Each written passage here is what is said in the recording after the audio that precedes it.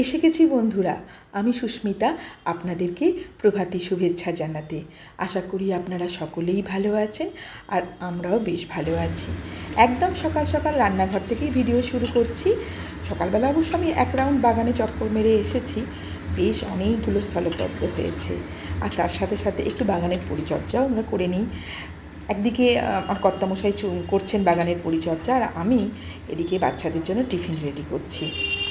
আমাদের মতো মায়েদের আর একটাই চিন্তা, সারাদিনের খাবার যেন সুস্বাদু হয় আর স্বাস্থ্যসম্মতও হয়।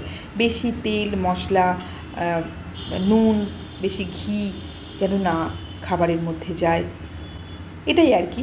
যাই হোক, তবুও খাবারটাকে টেস্টিও করতে হবে। আবার একই ধরনের খাবার 2 দিন 3 দিন পর পর দিলেও চলবে না, একটু ঘুরিয়ে ফিরিয়েও দিতে হবে। তাই আগের দিন থেকেই সব মায়েদের চিন্তা, আজ তো এই টিফিন দিলাম, এই লাঞ্চ বানালাম, এই ডিনার বানালাম, আগামীকাল কী হবে, আগামীকাল কী করব। সেজন্য গতকালই বাজার ঘুরে ক্যাপসিকাম, টমেটো, সমস্ত রকমের সবজি একটু কিনে রেখেছিলাম। কিন্তু ধনেপাতা একটু পেলে ভালো হতো। যাই হোক, ধনেপাতার কথাটা অতটা মাথায় আমার ছিল না।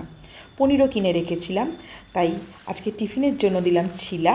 একটু গরম থাকবে বলে ফয়েল পেপারেই আমি সবসময় রুটি, পরোটা এগুলো র্যাপ করেই দিলাম।